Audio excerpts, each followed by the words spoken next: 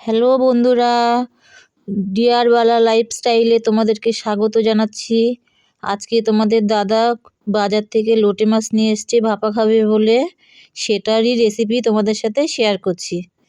প্রথমে আদা জিরে শুকনো লঙ্কা রসুন ধনে সব কিছু মিক্সিতে পেস্ট করব।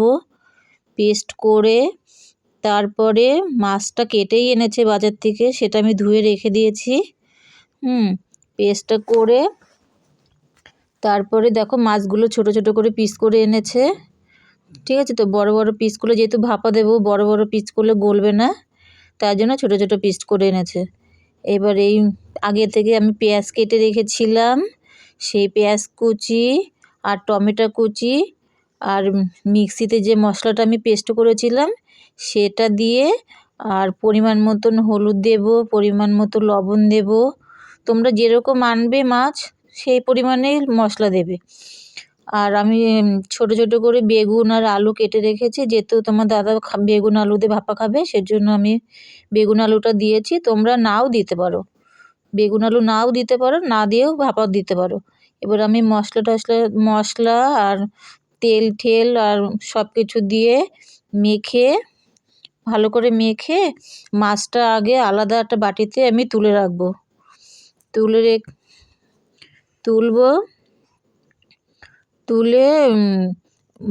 লবণটা দেখেছো কতটুকু দিয়েছি, পরিমাণ মতন দিয়েছি, ঠিক আছে তো।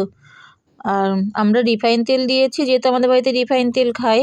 তোমরা সর্ষের তেল দিয়েও করতে পারো, এটা সর্ষের তেল দিয়ে করলেও ভালো লাগবে। আর ভালো করে আগে থেকে মাখতে হবে, মেখে মাছটা আমি আলাদা করে তুলে রেখে দেব।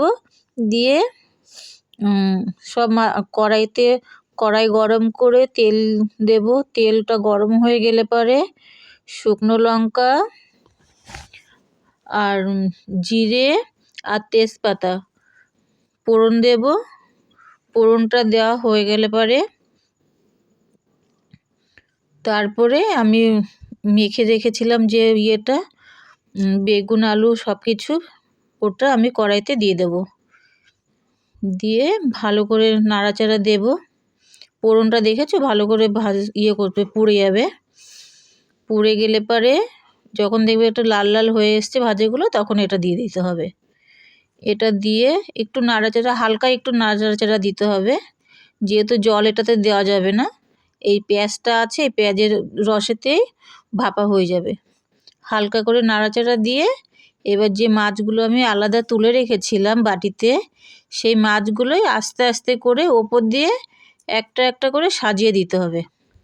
একটার পর একটা দিলে যেহেতু নরম মাছ, বেশি নাড়াচাড়া দেওয়া যাবে না, এর জন্য একটা একটা করে ভালো করে সাজিয়ে দিতে হবে। সাজিয়ে দিয়ে তারপরে ওটাতে তুমি ঢাকা দিয়ে দেবে একটা কিছু দিয়ে। এবার 10 থেকে 15 মিনিট ঢাকা দিয়ে রাখবে।